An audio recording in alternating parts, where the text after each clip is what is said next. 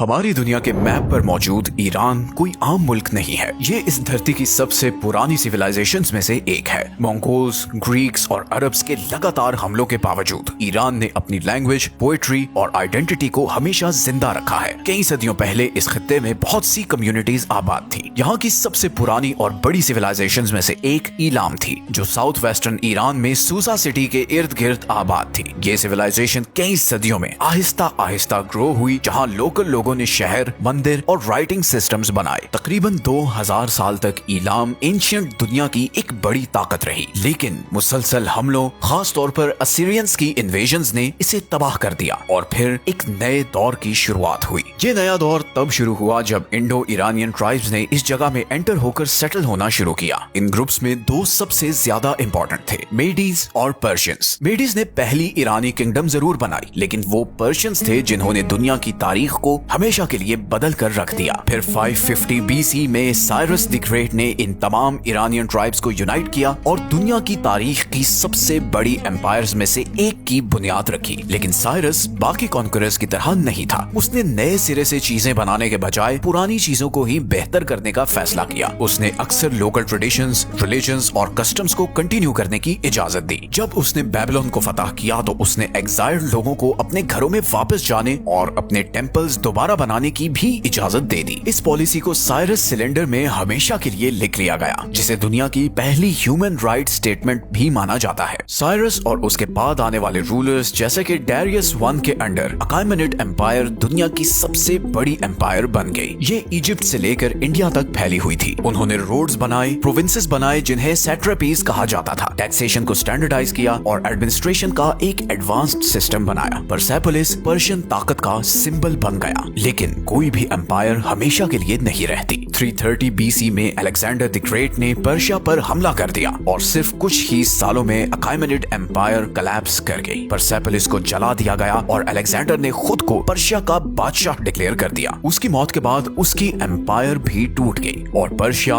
एक Greek dynasty सेल्यूसिड्स के control में चला गया। ग्रीक कल्चर यहाँ बहुत तेजी से फैला, लेकिन ईरानियन आइडेंटिटी को फिर भी मिटाया न जा सका। फिर 3rd सेंचुरी BC आते आते नॉर्थ ईस्ट में एक नई ताकत उभरी, जिन्हें पार्थियंस कहा जाता था। ओरिजिनली तो ये देहाती लोग थे, लेकिन उन्होंने एक ऐसी पावरफुल एम्पायर बनाई जिसने ईरान और फिर मेसोपोटामिया को भी कंट्रोल किया। पार्थियंस दुनिया में रोम के सबसे बड़े ईस्टर्न राइवल्स बन गए और ईस्ट से वेस्ट को लिंक करने वाले अहम ट्रेड रूट्स को कंट्रोल करने लगे। इनकी एम्पायर पहली पर्शियन एम्पायर जैसी सेंट्रलाइज तो नहीं थी, लेकिन उन्होंने ईरानियन ट्रेडिशंस को प्रिजर्व किया और इस रीजन को पॉलिटिकली स्ट्रॉन्ग बनाया। फिर 224 AD में एक और मेजर ट्रांसफॉर्मेशन हुई जब आर्डाशेर नाम के एक पर्शियन आदमी ने पार्थियंस को ओवरथ्रो करके ससानियन एम्पायर की बुनियाद रखी। ससानियंस के अंडर ईरान एक बार फिर से एक पावरफुल और सेंट्रलाइज्ड स्टेट बन गया। ज़ोरोएस्ट्रियनिज्म को ऑफिशियल रिलीजन डिक्लेयर कर दिया गया और पर्शियन आर्ट, आर्किटेक्चर और स्कॉलरशिप अपने उरूज पर पहुंच गई। ससानियंस सदियों तक रोम और बाइजेंटियम एम्पायर के खिलाफ जंगें लड़ता रहा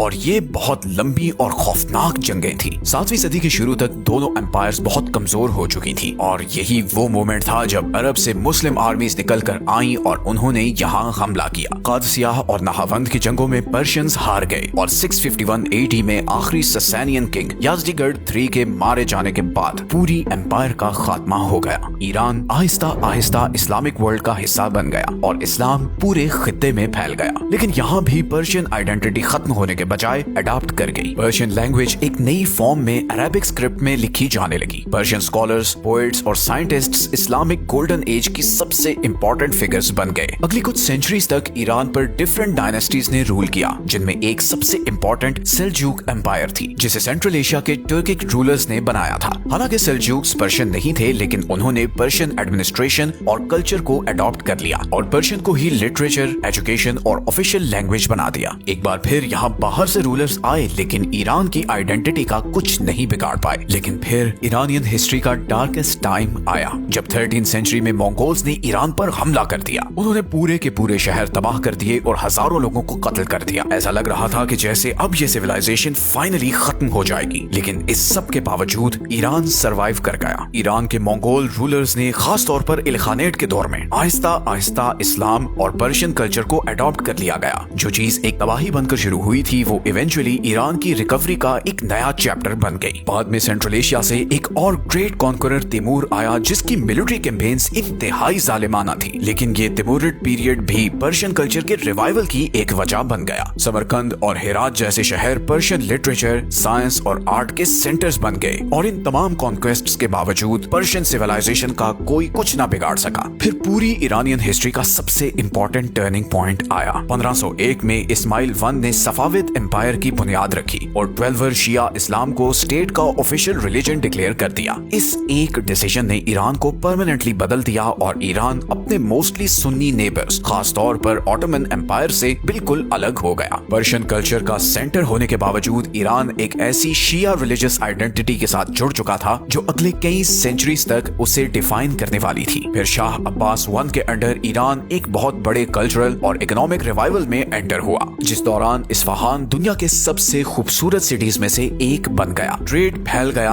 आर्किटेक्चर फ्लरिश हुआ और पर्शियन आइडेंटिटी और भी ज्यादा डीप हो गई। सफाविद्स के वीक हो जाने के बावजूद उनकी बनाई हुई फाउंडेशंस वैसे ही कायम रही। फिर 20वीं सेंचुरी में ईरान को एक नए किस्म के हमलों का सामना करना पड़ा, जहां आर्मीज के बजाय उसे पॉलिटिक्स, ऑयल और इकोनॉमिक्स के थ्रू फॉरेन प्रेशर फेस करना पड़ा। रशिया ने ईरान को कॉकेसस की तरफ से पुश किया, जबकि ब्रिटेन ने साउथ साइड से अटैक किया ताकि वो इंडिया तक अपने पाथ को प्रोटेक्ट कर सके। ऑल्दो ईरान को कभी भी फुली कॉलोनाइज नहीं किया जा सका, लेकिन उसे कॉन्स्टेंटली प्रेशर और मैनिपुलेट किया जाता रहा। और फिर ऑयल की डिस्कवरी ने चीजों को मजीद बिगाड़ दिया। 1906 में ईरानियों ने बगावत की और शाह को एक कॉन्स्टिट्यूशन और पार्लियामेंट एक्सेप्ट करने पर मजबूर कर दिया। ये इस पूरे रीजन की पहली कॉन्स्टिट्यूशनल मूवमेंट्स में से एक थी, लेकिन फॉरेन पावर्स एक स्ट्रॉन्ग और इंडिपेंडेंट ईरान से डरती थी, इसीलिए उन्होंने इंस्टेबिलिटी होने दी। 1925 में रजा शाह ने पावर ली और एक मॉडर्न स्टेट बनाना शुरू की। उसने रेलवेज, स्कूल्स, यूनिवर्सिटीज और एक मजबूत आर्मी बनाई और 1935 में ऑफिशियली इस मुल्क का नाम ईरान रख दिया। लेकिन वर्ल्ड वॉर II ने एक बार फिर सब कुछ बदल कर रख दिया, जब 1941 में ब्रिटेन और सोवियत यूनियन ने ईरान पर हमला किया और रजा शाह को कुर्सी छोड़ने पर मजबूर कर दिया। उसके बाद उसके बेटे मोहम्मद रजा पहलवी को नया शाह ऑफ ईरान बना दिया गया। इसके बाद फिर ऑयल स्ट्रगल्स शुरू हुई, जब 1951 में प्राइम मिनिस्टर मोहम्मद मुसद्देक ने ईरान की ऑयल इंडस्ट्री को नेशनलाइज कर दिया, जिससे ब्रिटेन आग बगोला हो गया। 1953 में CIA और ब्रिटिश इंटेलिजेंस ने मिलकर ऑपरेशन एजेक्स ऑर्गेनाइज किया, मुसद्देक को ओवरथ्रो किया और शाह की पावर को दोबारा रिस्टोर कर दिया। इस एक इवेंट ने मॉडर्न ईरानियन पॉलिटिक्स को हमेशा के लिए बदल कर रख दिया। शाह ने अमेरिकन बैकिंग के साथ हुकूमत की, एक पावरफुल स्टेट बनाई, इकोनॉमी को मॉडर्नाइज भी किया, लेकिन साथ ही इनइक्वालिटी, रिप्रेशन और वेस्ट पर डिपेंडेंस ने लोगों में उसके खिलाफ बहुत ज्यादा गुस्सा पैदा कर दिया। ये रिजेंटमेंट 1979 में इस हद तक बढ़ गई कि लाखों ईरानियों ने आयतुल्लाह खोमेनी की लीडरशिप में रेवोल्यूशन ज्वाइन कर ली। ये बादशाहत कोलैप्स कर गई और एक इस्लामिक रिपब्लिक की बुनियाद रखी गई। इस नई लीडरशिप ने वेस्ट को और स्पेशली अमेरिका को एक ऐसी ताकत समझा जिसने सदियों तक ईरान की पॉलिटिक्स में इंटरफेयर किया था। तेहरान में US एम्बेसी को टेक ओवर कर लिया गया और रिलेशंस मुकम्मल तौर पर खराब हो गए। उसी वक्त ईरान इसराइल के भी खिलाफ हो गया, क्योंकि वो उसे अमेरिका का एक क्लोज एलाय और इस रीजन में वेस्टर्न इन्फ्लुएंस का सिंबल मानता था। उस वक्त से लेकर आज तक ईरान मिडिल ईस्ट में एक मेजर फोर्स रहा है। इसने इराक के साथ एक खूनी 8 साला वॉर लड़ी, अमेरिकन इन्फ्लुएंस को रेजिस्ट किया और न्यूक्लियर डील समेत बहुत से डिप्लोमेटिक फेजेस में एंटर और एग्जिट हुआ। लेकिन अमेरिका के साथ जो टेंशन थी वो कभी भी परमानेंटली खत्म नहीं हुई और आज ये टेंशन अपने सबसे डेंजरस पॉइंट पर पहुंच चुकी है। 2026 में ईरान, अमेरिका और इसराइल के दरमियान ये कॉन्फ्लिक्ट एक फुल स्केल वॉर में बदल चुका है, जहां मेजर शहरों पर एयर स्ट्राइक्स की जा रही हैं, मिसाइल्स और ड्रोन्स लॉन्च किए जा रहे हैं और स्ट्रेट ऑफ हॉर्मुज को बंद किया जा चुका है, जिसने ग्लोबल एनर्जी मार्केट्स को हिलाकर रख दिया है। ईरान की टॉप लीडरशिप मारी जा चुकी है, इंफ्रास्ट्रक्चर तबाह हो चुका है,